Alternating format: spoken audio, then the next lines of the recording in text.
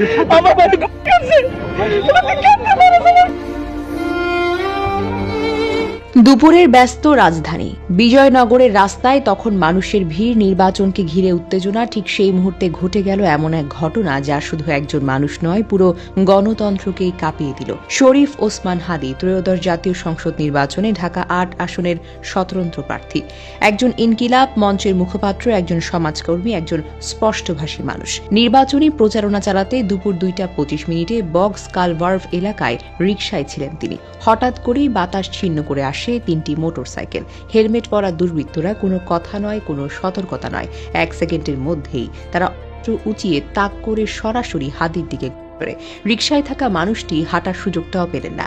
এক ঝটকায় শরীরটা দুলে উঠে বাম কানের নিচে ধপ করে পড়ে যান। চারিদিকে চিৎকার, হাদি ভাইকে করেছে। মানুষ ছুটে আসে, রিকশা চালক হতবাক, পথচারীরা দিশেহারা। কিন্তু দুর্বৃত্তরা মুহূর্তেই বাইক ঘুরিয়ে পালিয়ে গেল, যেন সবকিছু আগে থেকেই পরিকল্পিত। কিছুক্ষণ পর দ্রুত তাকে ঢাকা মেডিকেল কলেজ হাসপাতালে নিয়ে যাওয়া হয়। পুলিশ ক্যাম্পের ইনচার্জ মোহাম্মদ ফারুক নিশ্চিত করেছেন, বাম কানের নিচে গেছে, অবস্থা বেশ আশঙ্কাজনক। হাসপাতালের করিডোরে কান্না, আতঙ্ক ও রুদ্ধশ্বাস অপেক্ষা। বাহিরে তখন সাংবাদিক, সমর্থক, সাধারণ মানুষ ভিড় করে দাঁড়িয়ে আছে। সবাই একটাই কথা বলছে, এটা আমরা কিভাবে দেখছি?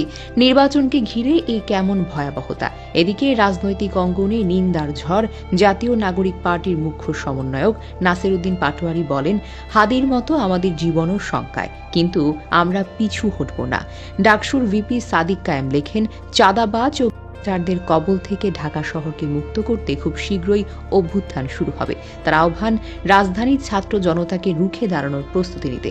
আরও শিহরণ জায়গায় যে তথ্য, গত নভেম্বরে দেশি বিদেশি 30টি নম্বর থেকে হাদি পেয়েছেন। তাকে হত্যা, বাড়িতে আগুন দেওয়ার চেষ্টা, এমনকি পরিবারের নারী সদস্যদের পর্যন্ত সবই তিনি প্রকাশ্যে জানিয়েছেন।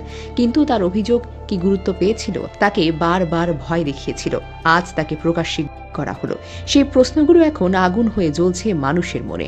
বিজয়নগরের রাস্তায় যেখানে কয়েক ঘন্টা আগেও পোস্টার উড়েছিল, সেখানে পড়ে আছে রক্তের দাগ। একজন প্রার্থীর জীবন মৃত্যুর সন্ধিক্ষণে, আর পুরো দেশের চোখ এখন একটাই প্রশ্নে আটকে আছে, নিরাপত্তা কোথায়? নিরাপত্তা কোথায়?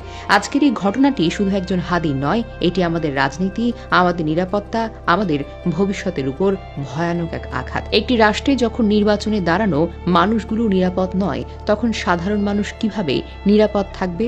আমরা প্রার্থনা করি শরীফ ওসমান হাদী দ্রুত সুস্থ হয়ে উঠবেন। তার পরিবার, সমর্থক, শুভাকাঙ্ক্ষীদের প্রতি সমবেদনা। আর রাষ্ট্রের কাছে আবেদন, দুর্বৃত্তদের দ্রুত খুঁজে বের করা হোক, আর এমন